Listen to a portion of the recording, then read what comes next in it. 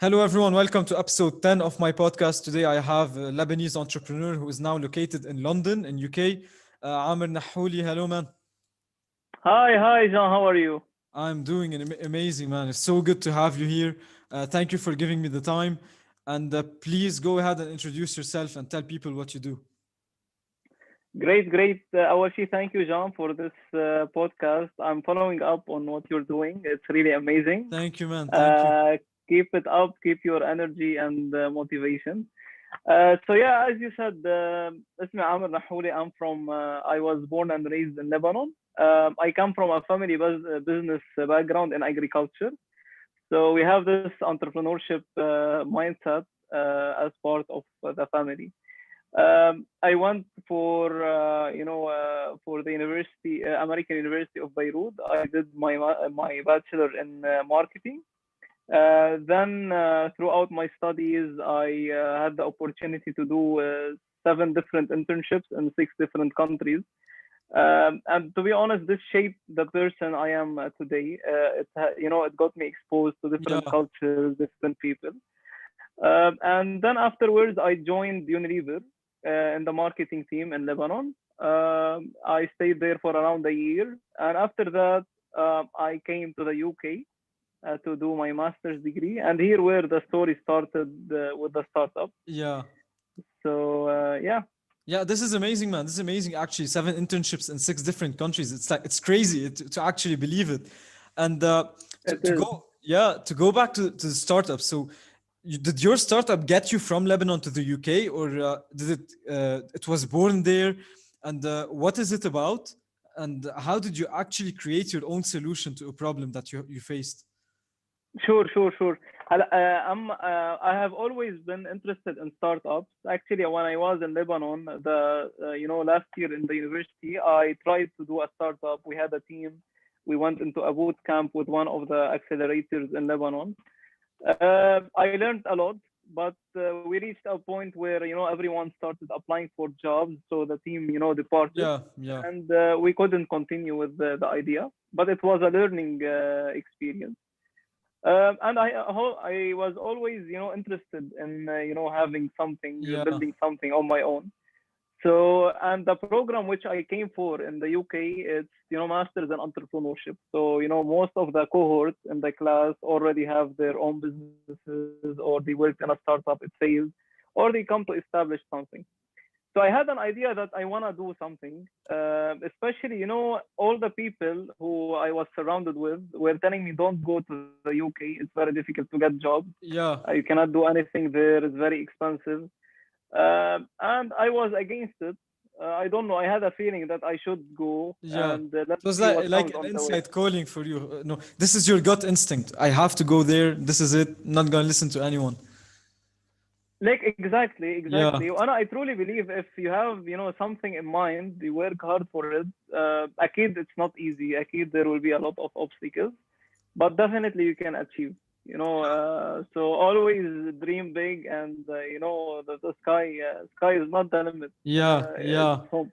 definitely. So yeah, I arrived here to the UK. It was the first couple of days where I got into the accommodation I booked online before arriving here. So just to explain to you the accommodation system in general in the UK and how it works, just because it's related to the startup which I developed. So basically, most of international students, before they come to this country, they pre-book their accommodation. So they pay a deposit, they sign a contract for a year, and then they arrive. Okay, Yeah, they see some pictures, some virtual videos about the room, but they can't really, make up if this is the best room, or if these are the flatmates I want to live with through my academic year. So I arrived here. First of all, the room was much smaller than what I thought. Second, the flatmates were all freshers. So freshers are freshmen, so first year yeah, students. It's a different mentality, different yeah, yeah, mindset. So we didn't really get along, and I thought it was easy to swap my room or change it. So I went to the accommodation office. They were telling me, didn't you read your contract? Now the Yeah. contract is a 50 pages contract. I'm sure most of the students don't even read it. All of them. But it I'm pretty says, sure we can say all of them don't read it. Yeah. yeah, it's it's like 50 pages, and once you're applying, you're focusing on the course and the university, and for the accommodation, once you decide, you don't really go into details. Yeah. So that was a Yeah. mistake. So they told me, in order to swap your room or change it, you would need to find someone yourself, to take over your room. So I would need to find a replacement to someone to take over my room. I told them, okay, how can I find this someone? They told me there are, Facebook groups or posts on Facebook, or there are the basic adverts which you can Yeah. post Yeah. on different walls in the university. It's very traditional. So, okay, I said, okay, let's try. So I gave it a shot. I tried posting, different posts in different groups. I didn't get any response, of course. I tried to post an ad in, different sections in the university. No Yeah. one even looked at them. So my problem wasn't solved. I was locked in the room, and once you come from abroad, to study, it's very important to be comfortable in the room because Definitely. everything is Yeah. new. Yeah. So new culture, new environment, new people. So at least in your room, you want to make yourself feel like home. So it was tough. I stayed in my room, but I always had in mind that this problem, there must be a solution for Yeah. it. Yeah. So yeah, throughout the academic year, I got to know many people from different courses, and they all faced exactly the same issue. Many of them got locked in a room. Some of them even left their rooms. They kept paying for it, but they left somewhere else because they weren't happy with it. And I realized, okay, the problem is big. It's not only me. There's a big problem here. So one day I met, my colleague and co-founder Anibal. He comes from an IT background. He has work experience in Hawaii and China. So he also had the same issue. There was a night we were studying for our midterm, Yeah. and uh, we didn't study for even 30 minutes. All Yeah. the time Yeah. we were discussing how to solve this issue. And here where the idea started coming up, and why can't we use this problem and think about a solution which can actually become a business? Definitely. So it was just idea. We didn't have any plans before, like even before arriving to the UK. I didn't know that I want to work in this sector, like in Yeah. accommodation or student Yeah. services. So that's where the idea started. Now, as you know, in order to validate the idea and to see how big the market is, it's not only just one university. So you have to look in the whole market, whole university, private accommodation. So that's where the actual work started. So I started, looking into, each and every contract in each and every university across the UK. So more than 150 universities. Um, and I realized all the contracts are almost the same. They have this clause, okay? And there are, almost three companies, private companies, which manage all the accommodation in all the country, Yeah. okay? So three big players which, get to manage these accommodations. So I started going to Facebook groups and to Google reviews, reviewing about the university halls and rooms. Yeah. And any bad comment, I used to take the name, try to take the email or the phone number and call them. The call was just to understand more about their problem. Like, were you able to solve it? Like, if we came up with a solution, do you think you'll be able to pay for this such service? So it was more of validation. Yeah. So that's where things started to become more serious. And we got good numbers. So we interviewed more than 60 students and more than 20 different universities.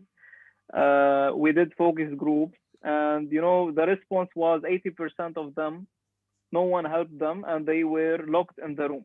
Yeah. So here many factors got into place. So first we have the psychological effect, which if you're staying in a room, you're not comfortable in, it will affect your studies. It will affect Definitely. your progress. Definitely.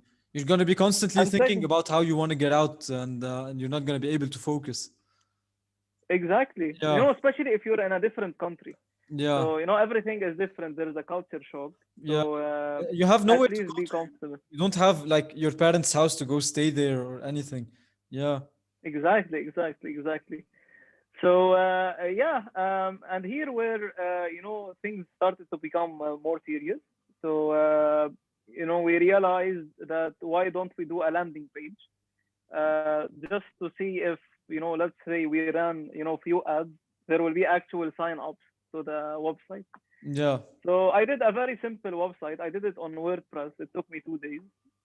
I posted some pictures. I took some pictures from the university website yeah, and I put the university logo there.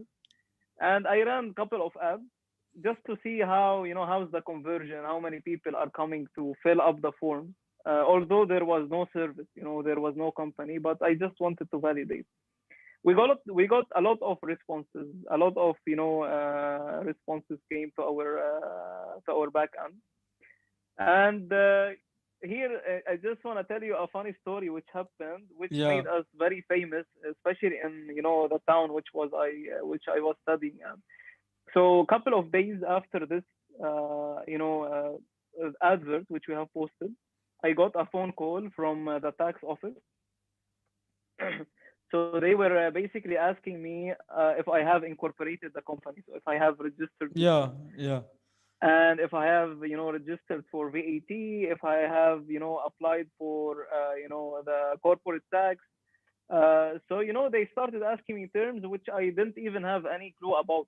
Uh, and I told them this is just a university project. There is nothing else. yeah, But apparently, what happened is one of these big private players, which I told you about, yeah. okay, who has partnership with the university, they filed, you know, case against me and the team which was working with me. Damn. Yeah, An and actual lawsuit? yeah, yeah, an actual lawsuit. I still have the email, Yeah. like, and how you know the university tried to threaten us. So basically, they have sent this case to, you know, the program director, knowing that I'm a student in this program. And the program director sent me, you know, a screenshot of what he has received, and he was telling me this website needs to shut down in 24 hours. Otherwise, they are proceeding with the lawsuit, and it's gonna affect your visa, and you know, then you'll have to leave the country. Yeah. So here I realized, okay, now that's something really big. You know, if you're doing, you know, any a stupid idea no one cares about, no one will give any, you know, shit about whatever you're doing. Yeah. If that's something that can disrupt businesses and can change models, they are worried about, you know, just Yeah. one person. Yeah. So you know, it made a big, But you what know, was buzz. the lawsuit about? What was it? Yeah, like what reason did they put in it? So they went into details. As I told you, I used some pictures from the university Yeah. website. So they said this is not your copyright. Yeah. Second, I have put the university logos. So, you know, in order to have credibility, I have used my university logo saying that Yeah. we have services here. But the aim of it wasn't, you know, it was just to have an idea. If this business works, then of course we take all the legal Definitely. requirements and Yeah. we'll do whatever it takes. But it was just a pilot test. So, and this happened. And we had to shut down the website for a couple of weeks. We were in negotiations with, you know, the company and its representatives, and also the board of trustees in the university. It took, you know, a huge buzz. We became very famous. You know, like they did. You know, it was a free marketing for us. Everyone Yeah. knew Yeah. now Yeah. what Sswap is. Everyone knew, wanted to know who am I, what am I doing, what have I done to the university. It went viral. Yeah. Yeah. So yeah, after a lot of meetings, we reached a common ground with the company. So we removed everything they had were concerned about. We removed the university logo, and we specified that this is part of pilot test in a university course, and we're just testing the idea. Yeah. So this made us connect to, you know, a group of angel investors who are alumni from the university. Yeah. So here where I met my mentor. So I had several chats with him, and he guided me how to start the company and how to move forward. Yeah. And he told me about a competition which I can participate in. So as you know, as a Lebanese, in order to stay in the UK, you would need a visa. So you need an endorsement or someone to sponsor you, especially if you're starting a business. So this competition gives like endorsement to sponsor the business and anyone in the business to stay in the country, and they give an office, so you Yeah. can have an office. They give you access to lawyers and they give you an investment. So it was very helpful knowing about this competition. So we started working for it. So I remember, although I was a master's student, all my focus, went from studying to Yeah. actually Yeah. working on my startup. And even I used a lot of things and things happening with me in my startup as case studies for my colleagues in the university. Yeah. Even professors were asking me about it. Yeah. They were Yeah. really, astonished and happy. So we worked for the pitch. As I told you, the most important thing in any pitch is, the validation that we did. We showed there's a real problem. Yeah. There's You a need to show pain that in people are the. willing to actually pay for it and actually use your service or product or whatever. Exactly, Yeah. exactly. First of all, you need to show the pain. So customers are not feeling good about something. There is no solution out there, and they're desperate to to get it solved, and they're willing to pay money. So we covered all the checkpoints which Yeah. were required. We prepared very well for the pitch. And by the way, once you have a personal story, no need to do much preparations because Yeah. you'll be telling your genuine story. So Yeah. my pitch was more about my personal story. I explained it and I told them how I came up with the solution. And I told them I just did a simple website with my just simple resources, and I already helped several students to swap rooms after I launched the website. So we won the competition. It was a huge success in our journey.